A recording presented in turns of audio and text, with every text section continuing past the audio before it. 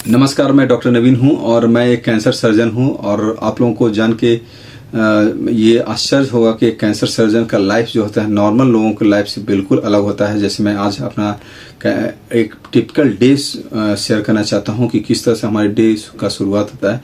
Normally मैं 5 से 6 के बीच में उठता हूं, क्योंकि मेरी बेटी का बस स्टैंड पर वो रहता है 6 o'clock।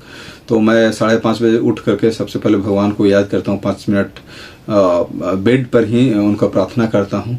एंड देन फिर स्टार्ट होता है बच्चे को तैयार करना, सब कुछ करके फिर उसको स्कूल बस पर छोड़ना।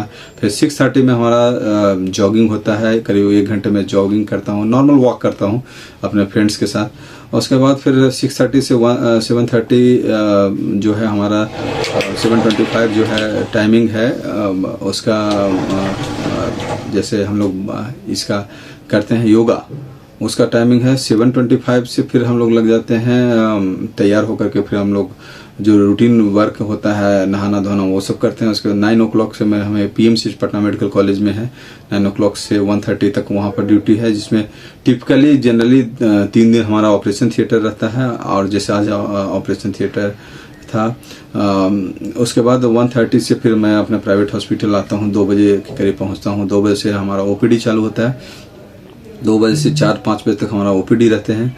OPD में हम लोग बहुत सारे पेशेंट्स जो रिकरेंट केसेज हैं उसका डिस्कशन करता हूँ, रेडियोलॉजिस्ट से, पैथोलॉजिस्ट से, डिफरेंट पीपल से, मेडिकल ऑन्कोलॉजिस्ट से, क्लिनिकल ऑन्कोलॉजिस्ट से।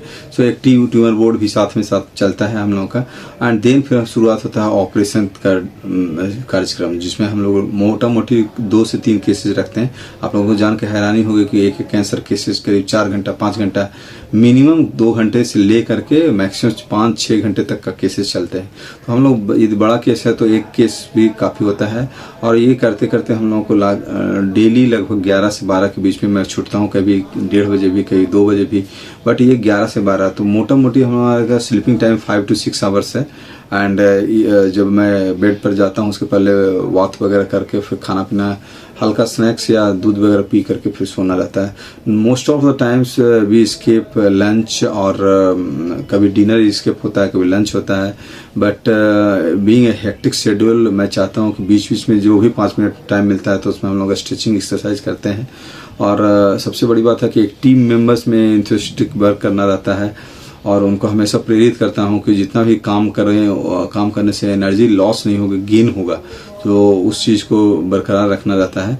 आप लोग से जो लिसनर हैं, आप लोगों से पूछना चाहता हूँ कि हमारा जो डेली शेड्यूल है उसमें से कौन सा शेड्यूल या कौन सा वर्क जो है आपको ज़्यादा इम्प्रेसिव लगता है या ज़्यादा हटके लगता है, प्लीज़ शेयर कीजिए।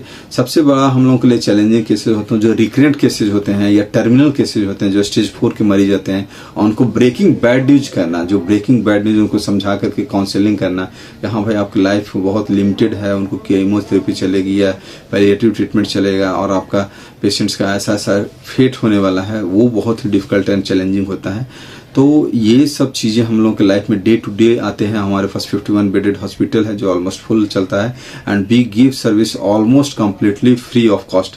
We have facility of Ayushman Bharat and other facility like TPA and insurance.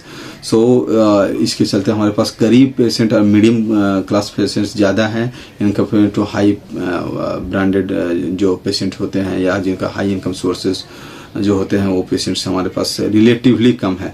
I also do freelancing, but that part is slowly getting reduced because of burden of my own hospital. So this is my routine work, and I work 24/7. There is no like holiday, like कल Sunday था फिर भी हमने work किया है। और उसके लिए मैं गॉड को, ऑलमाइटी को थैंक यू करना चाहता हूँ कि, एंड सबसे इम्पोर्टेंट पेशेंट्स को जो कि हमारे ऊपर विश्वास करके आते हैं, दूर से पेशेंट आते हैं, इवन नेपाल साइड से भी पेशेंट आते हैं, तो मैं उनको धन्यवाद देना चाहता हूँ। नमस्कार, धन्यवाद।